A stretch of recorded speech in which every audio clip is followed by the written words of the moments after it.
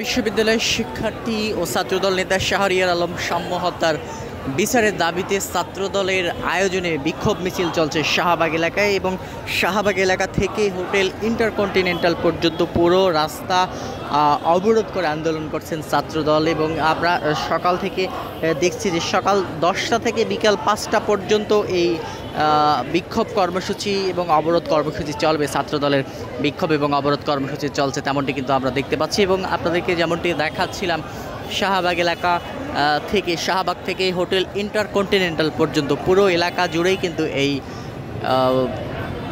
অবরোধ কর্মসূচি পালন করছেন ছাত্রদলের নেতাকর্মীরা এবং তাদের অবরোধ কর্মসূচিকে ঘিরে শাহবাগ এলাকার আশেপাশের যে রাস্তাগুলো রয়েছে সে রাস্তায় কিন্তু যান চলাচল একেবারেই বন্ধ এবং এখানে কিন্তু যান চলাচল করতে পারছে না। সকাল থেকে কিন্তু যান চলাচল এই রাস্তাগুলোয় বন্ধ রয়েছে। মূলত ঢাকা বিশ্ববিদ্যালয়ের শিক্ষার্থী শাহরিয়ার আলম সাম্য হত্যার বিচারের দাবিতেই এই বিক্ষোভ সমাবেশ করছেন ছাত্রদল এবং তারা এখান থেকে বলছেন যে আমরা কথা বলেছিলাম ছাত্রদলের যিনি সাধারণ সম্পাদক রয়েছেন তার সঙ্গে কথা বলেছি, তিনি বলছেন যে পরিকল্পিতভাবেই ছাত্রদলের নেতাকর্মীদেরকে টার্গেট করে হত্যা করা হচ্ছে তেমনটি কিন্তু তিনি বলছেন। তবে সব মিলিয়ে যেমনটি তিনি বলছিলেন যে বিভিন্ন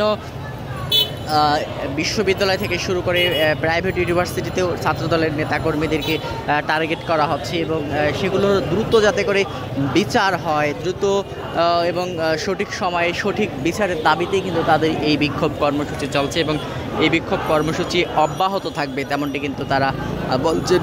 এই বিক্ষোভ কর্মসূচিকে ঘিরে এবং আশেপাশের পরিবেশ যদি একটু বলি, এর আগে কিন্তু তারা এই বিক্ষোভ কর্মসূচিতে অংশ নিয়েছিল। তবে ছাত্রদলের সাধারণ সম্পাদক তিনি বলেছেন যে সাম্য হত্যায় জড়িত সন্দেহে যে তিনজনকে আটক করা হয়েছে আসলে সে তিনজন সত্যিকারের অপরাধী কিনা সেটি কিন্তু তারা এখনও নিশ্চিত করে বলতে পারছেন না। তবে তারা বলছেন যে যারা প্রকৃত অপরাধী তাদেরকে দ্রুত বিচারের আওতায় আনতে হবে এবং দ্রুত বিচারের আওতায় আনার লক্ষ্যেই কিন্তু তাদের এই অবস্থান কর্মসূচি এবং অবরোধ, শাহবাগ অবরোধ। এবং তারা বলছেন যে যদি দ্রুত বিচারের আওতায় না নিয়ে আসা হয় তাহলে পরবর্তীতে আরও কঠোর কর্মসূচির ঘোষণা থাকবে এবং পরবর্তীতে আরও কঠোর আন্দোলন করবেন ছাত্রদল তেমনটি কিন্তু তারা বলছেন। তবে সব মিলিয়ে এখন পর্যন্ত যেমনটি দেখতে পাচ্ছি শাহবাগ মোড় অবরোধ রয়েছে, শাহবাগ মোড়ের আশেপাশের এলাকা যান চলাচল একেবারেই নেই, যান চলাচল করতে পারছে না তেমনটি কিন্তু দেখা যাচ্ছে। সব মিলিয়ে